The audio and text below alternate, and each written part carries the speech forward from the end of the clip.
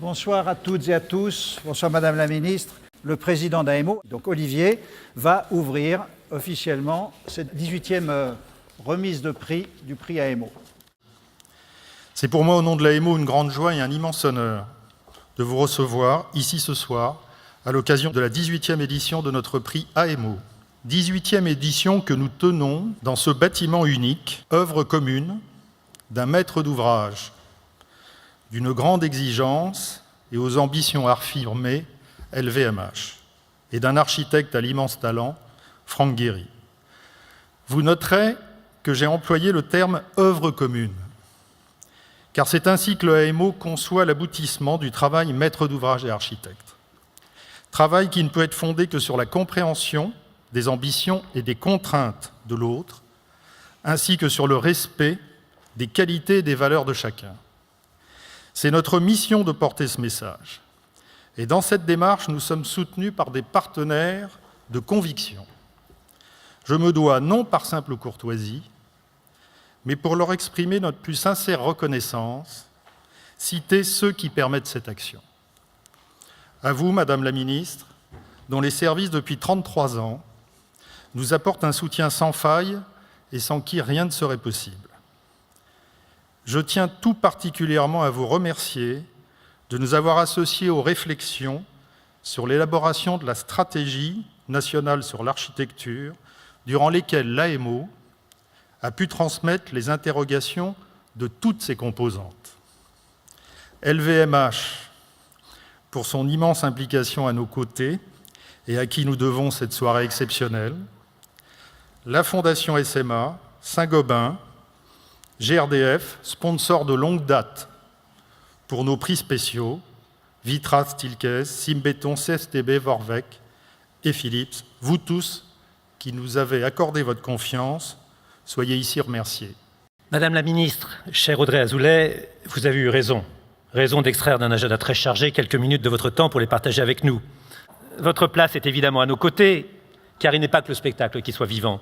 Le patrimoine est tout autant, et outre celui qu'il faut entretenir et conserver, il existe évidemment, et vous en êtes tous témoins, tous acteurs, celui qui est en train de se créer sous nos yeux, celui qui va devenir classique, celui qui sera le paysage de l'avenir, et dont les acteurs sont tous dans cette salle. Je voudrais saluer tous ceux qui, du côté de la maîtrise d'ouvrage, prennent le risque d'un dialogue avec un architecte, c'est-à-dire avec un homme ou une femme, avec ses forces et ses faiblesses, sur lequel ils misent beaucoup d'argent, et qui, pour abriter leur activité d'utilisateur, de promoteurs ou d'investisseurs, donnent un volume, une couleur, un profil à leurs rêves. De ce point de vue, la Fondation Louis Vuitton, je crois, est un joli résumé, Patrick, de nos préoccupations. C'est pourquoi j'ai été très heureux que l'on me propose la présidence de jury, et je suis très heureux que nous ayons pu passer, avec Madame la directrice de l'architecture, une journée entière à départager le bon grain de livret avec des promoteurs, des architectes, des fonctionnaires, des journalistes, des entrepreneurs. Alors, le bon grain de livret, le problème, on le voit là, c'est que la motion des talents d'édition 2016 du prix était exceptionnelle, et que s'il y a un palmarès, il comporte évidemment sa part d'arbitraire et de hasard, tant les laboratoires scientifiques marseillais, les résidences solidaires d'Emmaüs, l'habitat participatif lyonnais qui nous a frappés, le logement social du Marais, la centrale à béton du périphérique, j'en pense, les immeubles malouins, les sièges d'entreprise dans le sud-ouest, dans le banlieue parisienne, tout ça nous a semblé bourré d'astuce et d'audace. Chers amis, la compétence des architectes français, praticiens, chercheurs, des écoles, des équipes qu'ils conduisent est reconnue dans le monde entier. Dans ce contexte, vous l'avez rappelé, l'association AEMO a pour vocation de promouvoir la qualité architecturale grâce au dialogue. Pas seulement entre architectes et artistes, comme celui-ci fécond entre Franck Gehry et Daniel Buren, mais entre les maîtres d'ouvrage et les architectes. Le ministère de la Culture, vous l'avez rappelé, est un fidèle allié de ce prix, qu'il soutient sans défaut depuis sa création en 1984 et dont il apprécie la singularité. Je voudrais donc saluer ce soir le travail de cette association qui permet aux maîtres d'ouvrage et aux concepteurs de se former ensemble, de débattre et de construire une culture commune et partagée qui nous permet d'avancer. Je voudrais aussi vous remercier particulièrement pour votre action pour les jeunes architectes. Vous les encouragez à devenir membres de votre association et à bénéficier ainsi des échanges avec des membres déjà plus expérimentés, ce qui favorise aussi la transmission entre les générations. Je voudrais saluer le talent des équipes primées qui ont su innover sur plusieurs fronts, pour reprendre le mot-clé de la Biennale d'architecture de Venise cette année. le montage d'opérations permettant la coexistence dans un espace urbain dense de bureaux, d'ateliers et d'une crèche, le rapprochement audacieux du patrimoine historique et de la création architecturale contemporaine, la rénovation d'une résidence ancienne en lien avec ses habitants dans une logique participative, la construction innovante d'un édifice qui relève à la fois de l'habitat collectif et de l'habitat individuel, ou encore, sujet qui me tient à cœur, la capacité à faire évoluer et à transformer un édifice ancien. Je pense ici au centre de bus de la RATP à Lagny, agrandi et couronné de nouveaux étages de bureaux et d'équipements publics. Je voudrais donc féliciter chaleureusement tous les lauréats. Et je fais bien évidemment le lien avec ces nouvelles journées de l'architecture, une journée nationale de l'architecture. C'est un rendez-vous nouveau, mais qui me semble tout à fait cohérent avec la politique que nous avons voulu mener et qu'il nous faudra, au fil des années, continuer de défendre et renforcer. Je vous remercie.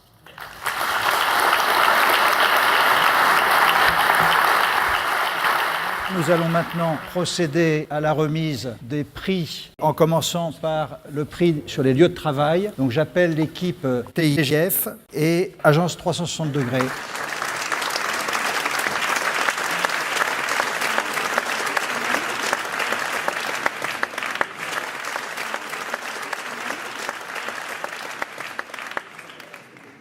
TIGF, c'est une société qui transporte et qui stocke du gaz.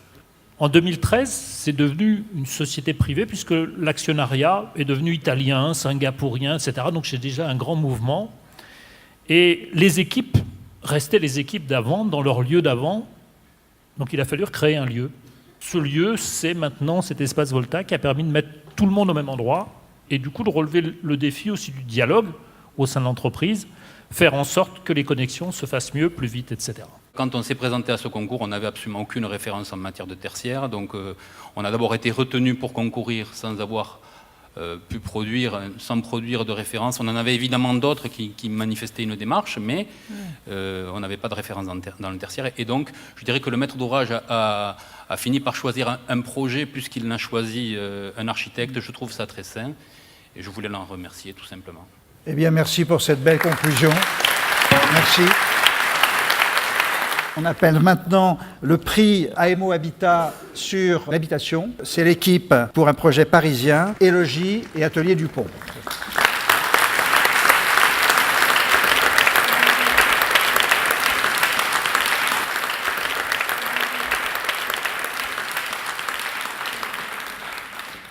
On avait une volonté sur ce programme de laisser cohabiter l'activité et d'introduire du logement social, avec d'ailleurs différentes catégories de financement pour réaliser une véritable mixité sur ce site. Dans un délai tout à fait raisonnable pour ce type de projet, on a réussi à sortir cette opération avec maintenant des locataires. Je crois que vous avez heureux. réussi à mobiliser très vite tous les services, ABF, Architectes Voyer, Patrimoine 20e siècle ou Vieux Paris, etc. C'est un projet qui s'est construit dans le temps et qui montre qu'en fait, en dialoguant, on arrive à faire de l'architecture contemporaine dans du patrimoine ancien, dans un quartier qui est très regardé, qui est très préservé de Paris.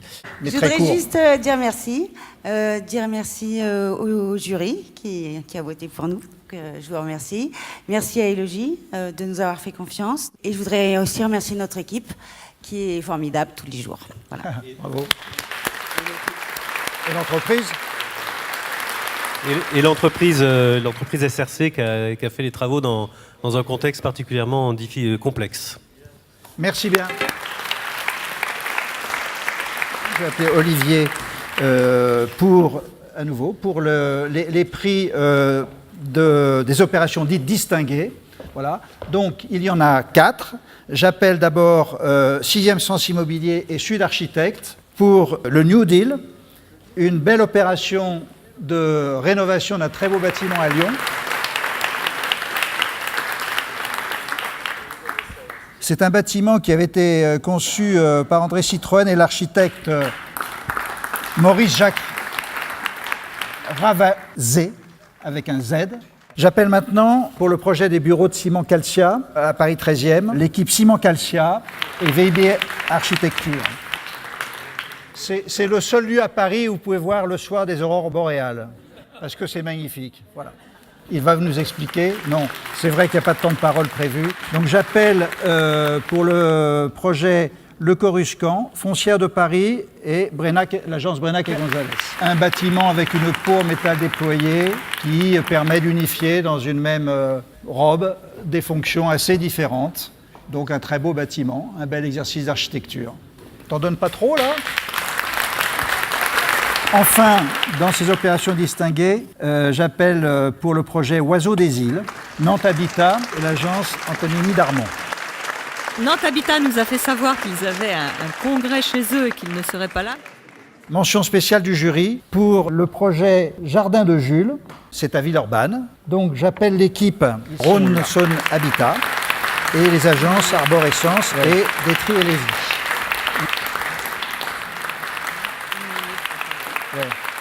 Il s'agit d'habitat participatif et donc ce n'est pas un mode d'acheminement de projet classique.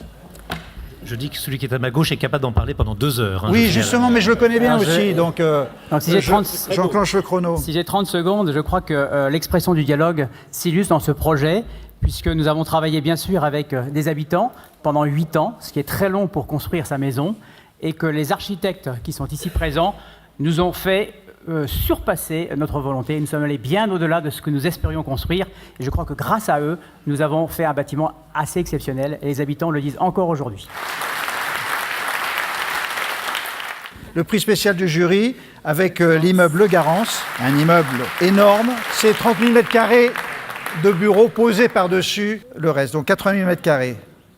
Et donc bien sûr, vous disposez aussi d'un petit temps de parole d'1 minute pour nous expliquer très simplement la complexité du projet. Le défi, c'était de créer un univers pour le ministère de l'Intérieur, mais ensuite en ayant des bus à l'intérieur qui soient un outil industriel en plein cœur de ville et qui ne gênent pas le quartier, mais qui au contraire amènent cette plus-value au quartier.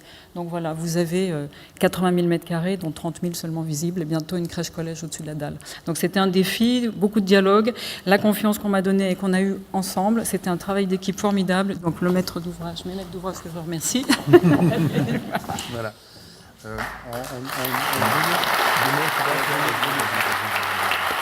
En réalisant des opérations comme celle-ci, qui sont prototypes, c'est d'arriver à légitimer la continuité de notre présence industrielle en centre-ville, parce que nos ateliers ferrés, nos centres-bus, il faut qu'ils continuent à être en centre-ville. Donc elle est prototype à plein de types, cette opération, sur plein d'aspects. Merci beaucoup. Nous allons passer au prix de nos amis partenaires, en commençant par la SMA. J'appelle Gérard Laurent. S'agissant du prix que nous remettons ce soir, cette opération est le fruit d'un travail de concertation entre promoteurs et architectes. Le travail collégial entre maîtres d'œuvre et maîtres d'ouvrage a pu rallier à eux la mairie au départ dubitative. Je venais simplement remercier M. Loyer, si vous connaissez un petit peu Saint-Malo, oser sortir du pastiche qu'il y avait à Saint-Malo depuis 30 à 40 ans. Chapeau, il fallait le faire, il fallait convaincre les élus, il fallait convaincre le maître d'ouvrage. Ça n'a pas été si simple que ça, mais c'est allé au-delà de nos espérances. Et merci M. Loyer, merci à vous. Merci. L'architecte. Alors, je vais retourner le compliment au maître d'ouvrage également, parce que le groupe Giboire à Rennes, c'est un groupe qui est audacieux, qui s'engage avec les architectes à faire des belles créations. Ils ont une audace architecturale qu'on aime bien. Bravo à tous les trois.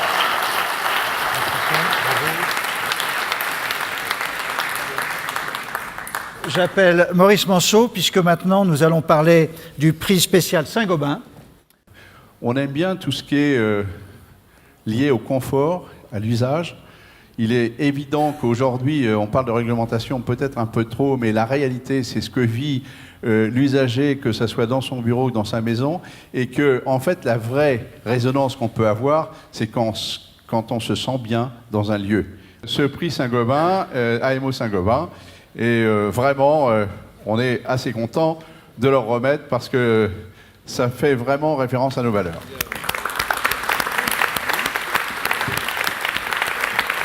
Comme d'habitude, 1 minute pour le maître d'ouvrage, 1 minute pour l'architecte.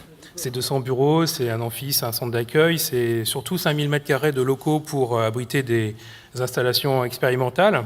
Et surtout, il est performant, il est évolutif et c'est ce qu'il nous fallait. Donc merci pour ça. Merci.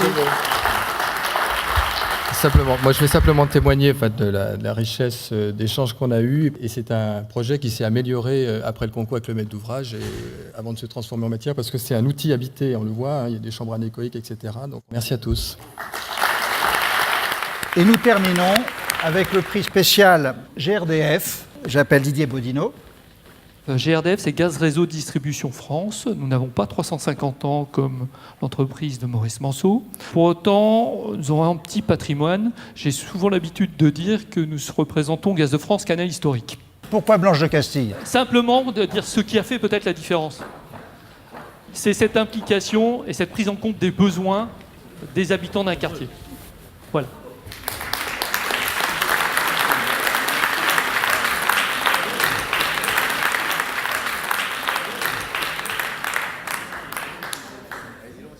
Nous, Emmaüs Habitat, nous sommes dans le dialogue depuis notre création, depuis février 54 avec l'abbé Pierre.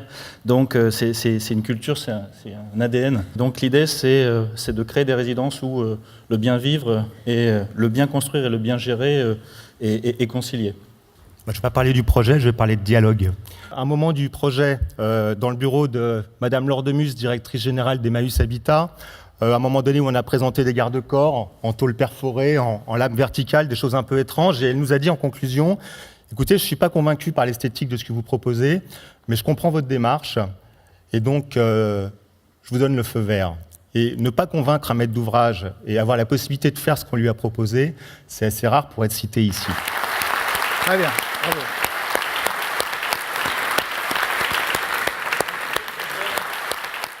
Lors de la dernière remise de prix, j'avais évoqué devant vous ma perplexité suite au constat d'absence de formation spécifique à la pratique de la maîtrise d'ouvrage privée qui continue à se transmettre sous forme de tradition orale. Ce constat, heureusement, est partagé et les formations se multiplient. Mais le temps de la pollinisation va être long pour toucher tous les professionnels désireux d'une meilleure pratique. Vaste sujet pour lequel vos remarques, vos suggestions, votre participation sont souhaitées dans les mois à venir. Pour joindre l'acte à la parole, nous avons décidé de proposer aux lauréats AJAP du ministère de la Culture, les jeunes architectes, et à la promotion du Master MIS 2016 de l'ESTP, une inscription gratuite à la MO afin qu'ils puissent nous rejoindre pour échanger et débattre, pour intégrer nos instances, apporter leur propre vision et soutenir ainsi encore et encore les ambitions de la MO. Et nous reprendrons en 2017 notre bâton de pèlerin. J'ai le plaisir de vous annoncer le lancement d'un cycle pour 2017 qui regroupera les grands métiers de l'immobilier et de la construction représentés par l'ENSA de Val-de-Seine pour les architectes, le IVP pour les ingénieurs et Dauphine Université par son Master Management de l'immobilier. Ce cycle de 3 conférences, une par école, sera l'occasion de réunir professionnels, étudiants et enseignants. Ce mélange de générations, de formations, de professionnels aguerris et de futurs acteurs de nos métiers nous semble une démarche potentiellement riche pour une meilleure connaissance des métiers de chacun et donc une meilleure qualité du dialogue pour mieux aboutir. Je tiens à remercier ici les directeurs de ces grandes écoles, messieurs Bach, Burkel, Bromberg, pour leur implication et l'intérêt porté à ce sujet. Il faut maintenant prendre rendez-vous pour 2018, le prix 2018 pour une compétition, je l'espère, encore plus ouverte.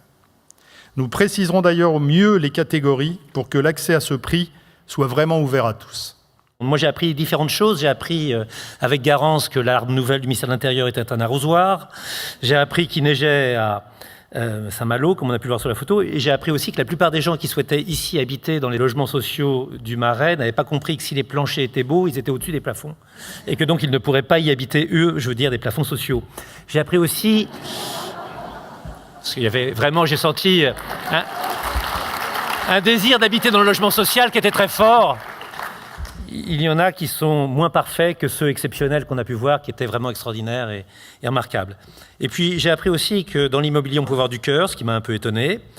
Et il y a 2 projets sur lesquels moi je voudrais dire un mot, parce qu'on en a parlé en architecture, beaucoup et très bien, mais quand on les a vus, c'est le projet de Villeurbanne, où pendant 20 ans, c'est un projet de quartier, un projet d'immeuble, un projet de vie ensemble, un projet construit par des habitants et un projet soutenu par une sorte d'idéal qui était le vôtre, qui nous a énormément touchés. Et puis, évidemment, c'était les derniers, le projet Emmaüs, donner le mieux à ceux qui ont le moins, Ne pas se satisfaire d'un habitat coloré, déstructuré, épouvantable pour ceux qui sont déjà déstructurés, mais leur offrir une certaine cohérence, leur offrir du beau, du bien et du bon.